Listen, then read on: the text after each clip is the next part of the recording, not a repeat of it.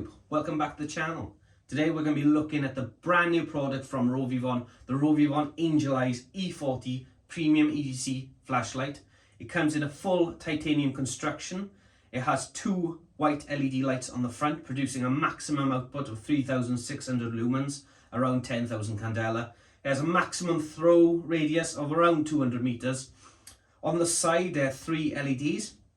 One is a 500k warm white light for night reading in a tent and things like that. It's also got a 650k nanometer light for night vision, which is also red.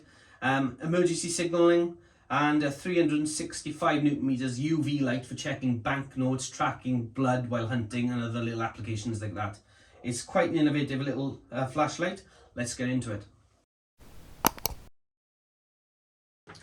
Okay, starting off with the great features of this flashlight. There are three main switches. You've got the EDC switch, the tactical switch and the side controls. The front light has 6 operating modes: eco mode, which is 10 lumens, low mode, which is 60 lumens, and then you've got medium mode, which is 200, and high 1000 lumens, and then you've got turbo, which is 3600 lumens, and then strobe, which is also 3600 lumens. The side light has 3 modes under white: 1 lumen, 20 lumens and 100 lumens. This is great for map reading and close precision work. You've also got the UV red white light, operate at 1 or 100 lumens, useful for forensics, verifying banknotes, looking for blood on trails if you're bow hunting or things like that. It's also useful for signalling to a search and rescue teams who operate cameras which are sensitive to ultraviolet spectrum. Overall, the flashlight is overbuilt, it's strong, it's durable, it's full titanium construction. It's actually rated at IP68, which is the highest standard for dust and waterproofing. So it is waterproof and reliable. It's also impact resistant to 1.5 meters, as you'd expect for this price point. I can easily believe this can take a sustained hammering. It's overbuilt, that's clear to see. I like the shape. The base is curved. It's like a long rectangle which is curved. I don't know whether I would like this sort of flashlight, as usually I'm accustomed to the traditional cylinder sort of shape flashlights. But it has actually grown on me, and it does look better when you get it in your hand rather than if you're looking at pictures of the internet. The size, I'd say, is close to perfect. It fits in the hand really well. Even if you've got small hands, you're not going to have a problem with this flashlight. Your hands curl around the body quite comfortably. The ergonomics are really great. There's nothing sharp or protruding. It's comfortable to hold for long periods, and the tactile buttons, you're not going to have problems operating this in the dark, for instance. It's going to be quite easy to do. Okay, moving on to the good points. Decent maximum output at 3600 lumens on turbo mode, with a reasonable 1000 lumens on high. The mode you're most likely going to be using is high, because it will switch down once the torch gets a bit too hot. Even though that's okay for most applications. It comes with a 2-year warranty, which is not fantastic, but it's better than most torches, as the default tends to be 1 year. It has a good reasonable lens in it, reasonable light arc, adequate for, I'd say, 50 meters. It is rated to 200 meters, but at that rate, you know, the flood is too much really, considering the power. It does come with a USB-C charging cable, and it is USB-C, which is nice because previous Rovyvon products were micro USB, so that is nice to see them playing catch up there. The flashlight can be used whilst it's being charged on medium or low modes. It can't be used on high or turbo. So you can actually use a power bank with it. If you're going camping, you can plug that in and use it whilst it's charging. Comes with a removable pocket clip. It's a bit gimmicky, it's overbuilt, but it is nice to have. Comes well packaged, nice reusable plastic case, which you can use for other things. Lanyard, badge, etc. You know, the common features you get with a new product.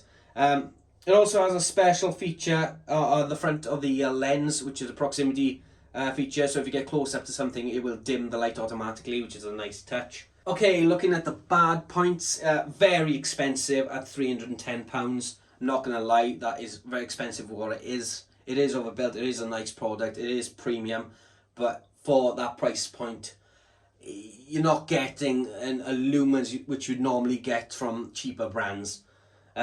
It's made in China, also not great. They're not known for their precision quality control. It would be nice if it was British made or even American. Relatively heavy, weighing in at 133 plus grams. For the size, it is a bit weighty.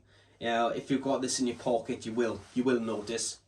Design limitations, it does overheat fairly quickly. If you're on turbo, you're going to get realistically 90 seconds before it drops to 1000 lumens, and that is really frustrating if you need that power to punch through the darkness, depending on what your application is. If you're hiking and you want to see a bit further afield, that can be very frustrating because you've got to then wait until it cools down before activating turbo again.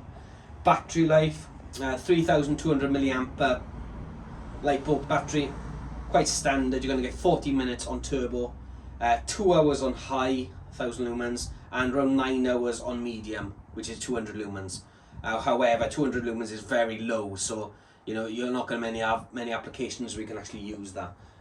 It's got a non-removable battery, so if the battery fails or degrades over time, you're going to have to scrap the product, which again is a problem because the starting price for this is £310. The complications with it, I think, is the way they designed the buttons. The buttons work well, but there's different combinations for different applications of the flashlight, and it takes a good 10 minutes to learn them, and if you haven't used the flashlight for a while, you're going to forget what the combinations are. So when you pull it out of your pocket, you're going to be fiddling with it trying to get the right mode, which is kind of annoying because it's not that intuitive. This model is the plain titanium model. There's also a stone-washed version. This one doesn't come with the tritium vials, as they cost even more, extra £20 on top for the tritium vials, but that's fine. My main problem with this flashlight is its design applications. I'm not sure who the intended user is supposed to be. I'm not sure on the mission focus or the applications, because it's quite limited in some aspects, but it's very cool in others. The light output at 3600 lumens maximum isn't good enough for law enforcement or military use. It's only got maximum range of about 200 meters, absolute maximum. So it's not really good for search and rescue and that sort of scenarios either. As a domestic use torch, at home and low use, like walking the dog at night and things like that, it might be useful, but even then, because the cost of it at £310, you're going to be pushing it for most users, as most users will have a flashlight, a small light on their smartphone, which does, is useful for most situations. So it's in a bit of a grey, weird area. The design limitations of overheating is very frustrating with that drop from 3600 lumens to 1000. It is massively noticeable, and if you're using it out and about, say hiking at night, that is going to be a massive problem. It overheats very quickly, literally in 90 seconds it's dropping back. It might be useful in self-defense scenarios with the strobe, which is connected to the tactical switch at the back. I can imagine it would be very disorientating for an attacker if you're using this at close-up ranges. So maybe it's that. I think it's best as a secondary flashlight, something you put in your bag or you put in your car, and you don't really intend to use a flashlight, but it's always there. The main problem, the competitors for this type of flashlight at 3600 lumens, there's a lot of competitors out there which can compete quite comfortably with this at a fraction of the cost. You can get 1000 lumens flashlight from reputable brands like LED Lenser, the P7R, for about 60-70 quid, which is a fraction. And even they are designer brands. If you go cheap brands like the Chinese brands, you could probably match this 4000 lumens quite easily for about 20 quid. It's very difficult to justify that price point for what it actually is. Most of the features are gimmicky. You're rarely going to use them. Probably will never use them, if I'm honest. This is a premium end easy flashlight, there's no doubt about it, but it's overbuilt. It's overbuilt like this Big Boss PMP Big Boss Midgard's knife. This is the same sort of arrangement. It's overbuilt like this is overbuilt. This is not a practical knife. This isn't a practical flashlight. It's the same sort of scenario. It's if you want a really bold and designer, item which also features as a flashlight. It's almost jewelry in nature, that really. That's the way I can describe it. If you like premium products, full titanium, very strong, very sturdy, will definitely stand up to time, but you can't use it hard every single day because it's just not up to it.